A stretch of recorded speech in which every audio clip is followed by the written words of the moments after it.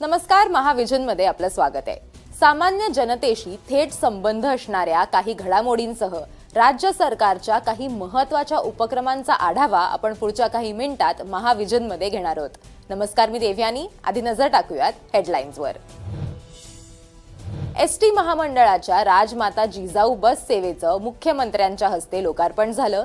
3000 buses राज्यभरात टप्प्याटप्प्याने दाखल होणार।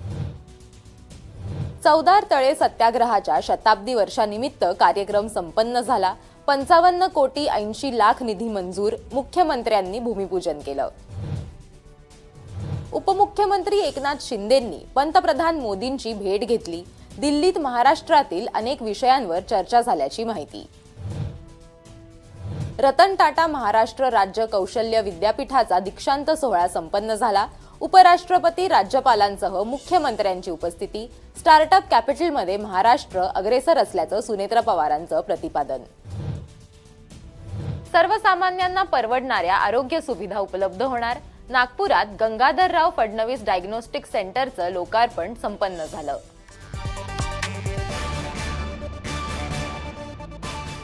पहिली बातमी आहे आपल्या लाडक्या लाल परीच्या संदर्भातली। महाराष्ट्र राज्य मार्ग परिवहन महामंडळाच्या ताफ्यात अत्याधुनिक सुविधांनी सज्ज राजमाता जिजाऊ बस सेवा सुरू झाली आहे। या बस सेवेचा लोकार्पण सोहळा मुख्यमंत्री देवेंद्र फडणवीसांच्या हस्ते पार पडला। उपमुख्यमंत्री एकनाथ शिंदेंनी या योजनेचं कौतुक केलंय। आधुनिक तंत्रज्ञानानं सुसज्ज असलेल्या 3000 बसेस महामंडळाच्या सेवेत दाखल होणार असून या बसमुळे प्रवाशांना अधिक सुलभ, सुरक्षित, आरामदायक आणि जलद प्रवास करता येणं शक्य होणार आहे, असं उपमुख्यमंत्री एकनाथ शिंदे यांनी म्हटलंय। राजमाता जिजाऊ या नावानं सुरू करण्यात आलेली ही बस सेवा महाराष्ट्राच्या वैभवशाली इतिहासाची आठवण करून देणारी अशी आहे। या उपक्रमामुळे राज्यातील सार्वजनिक परिवहन अधिक सक्षम आणि प्रवासी केंद्रित होण्यास मदत होणार आहे। विधान भवनाच्या प्रांगणात अत्यंत आनंदाच्या वातावरणात हा सोहळा संपन्न झाला।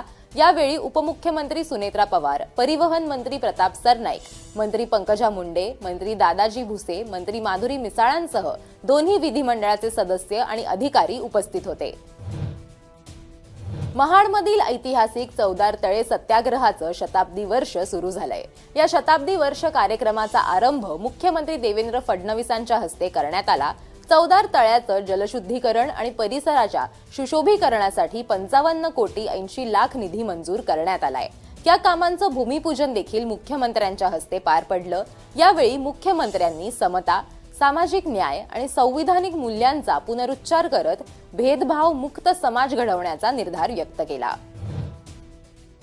महाराष्ट्र सरकारने हे वर्ष समता आणि समरसता वर्ष म्हणून साजरं करण्याचा निर्णय घेतलेला आहे। संविधानाप्रमाणे प्रत्येकाला संधीचा समान अधिकार, अशा प्रकारची समता ही समाजात स्थापन करायची आहे।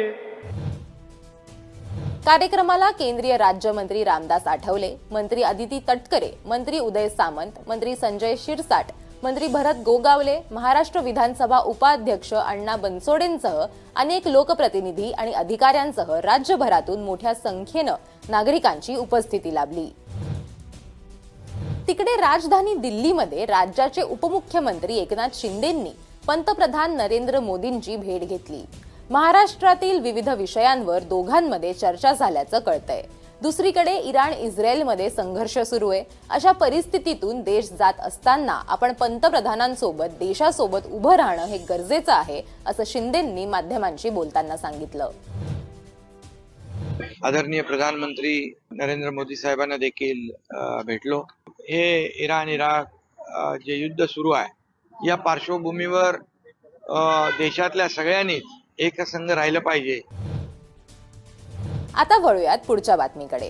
रतन टाटा महाराष्ट्र राज्य कौशल्य विद्यापीठाचा पहिला दीक्षांत सोहळा उपराष्ट्रपती CP राधाकृष्णन, राज्यपाल जिष्णुदेव वर्मा, मुख्यमंत्री देवेंद्र फडणवीसांच्या मुख्य उपस्थितीत पार पडला। हा दीक्षांत सोहळा ऐतिहासिक असून विद्यार्थ्यांच्या मेहनतीचा आणि भावी आयुष्याच्या स्वप्नांचा आज सन्मान होत असल्याचं उपमुख्यमंत्री सुनेत्रा पवारांनी यावेळी म्हटलंय।